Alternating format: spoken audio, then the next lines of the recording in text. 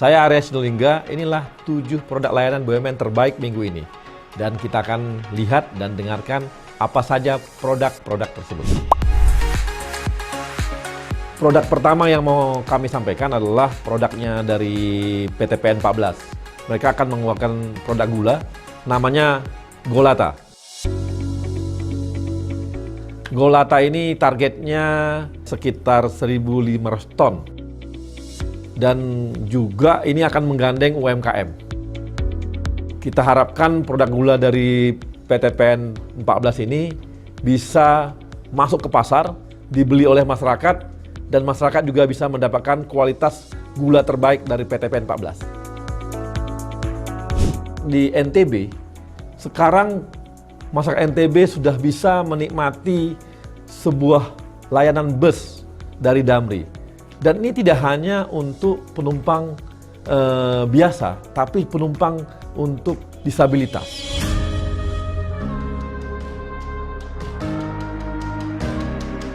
Karena disediakan 10 kursi untuk kawan-kawan disabilitas.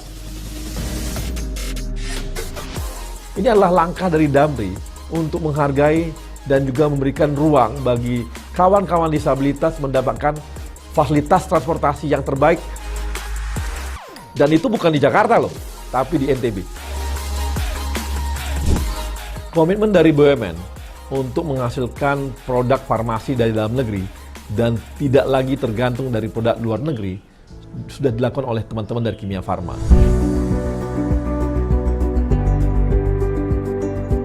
Kimia Farma kemarin sudah membuat obat penanganan COVID-19. Namanya apa? Favipiravir.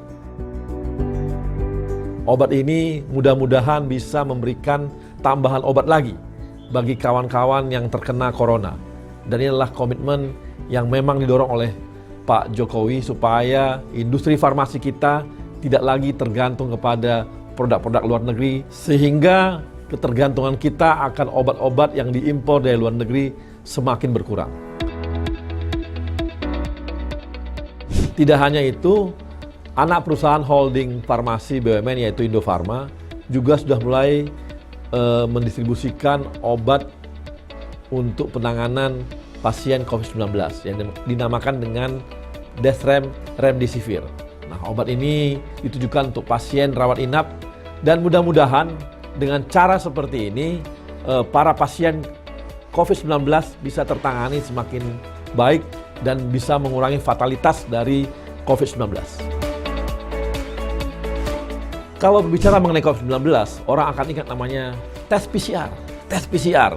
Nah, kemarin menjadi sebuah kontroversi karena tes PCR ini harganya beragam, bisa mencapai 2,5 juta, sampai 3 juta, sampai 3,5 juta. Akhirnya pemerintah menetapkan bahwa batas maksimal harga dari tes PCR adalah Rp950.000. Nah, dengan harga Rp90.000, kawan-kawan Indofarma justru membuat produk lebih murah dari ketentuan batas maksimal tersebut. Mereka mengeluarkan tes PCR sebesar Rp750.000. Semoga diharapkan dengan cara seperti ini akan makin banyak orang yang bisa dites untuk tes PCR. Sehingga jangkauan tes yang memang dibutuhkan semakin luas akan semakin banyak juga. Dan itu akan membuat kita bisa menangani corona dengan baik. Kita tahu bahwa COVID-19 tidak hanya berdampak kepada kesehatan, tapi juga berdampak kepada ekonomi. Dan untuk itu, kawan-kawan dari BNI menghasilkan sebuah produk perbankan yang membantu para petani. Produk perbankan ini dinamakan dengan Kartu Tani Berjaya, yang dikaitkan dan berhubungan dengan aplikasi digital yang gunanya apa? Ini bisa membantu para petani untuk bisa mengakses pembiayaan ke BNI. Sehingga diharapkan mereka akan bisa dapat pelayanan yang terbaik dan tercepat. Dan inilah produk yang dikhususkan oleh kawan-kawan dari BNI khusus untuk petani. Apalagi di masa COVID-19 seperti ini. Aplikasi ini akan membantu para petani tidak perlu ke Bank BNI lagi, tapi mereka bisa mengajukan pembiayaan lewat aplikasi digital dan didukung oleh Kartu Tani Berjaya tadi.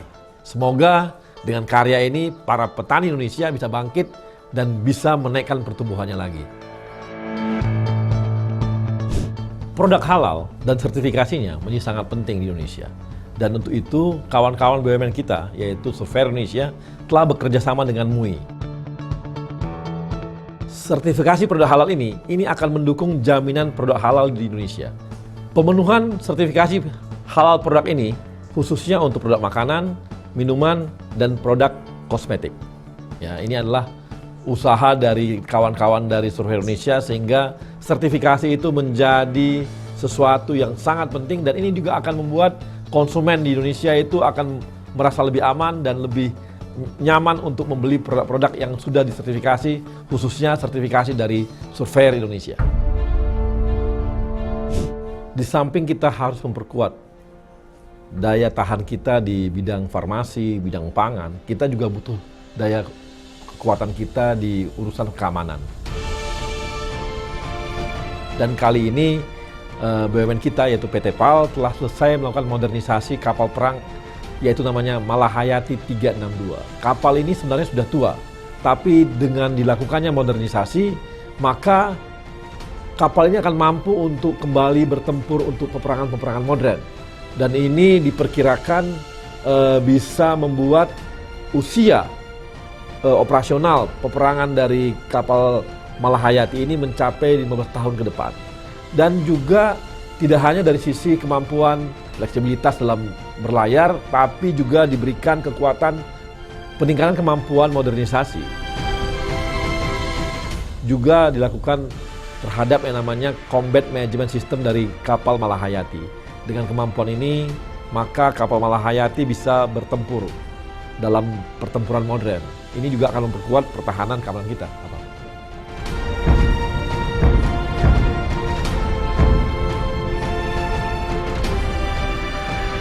Ini adalah 7 produk layanan BUMN yang terbaik dalam minggu ini.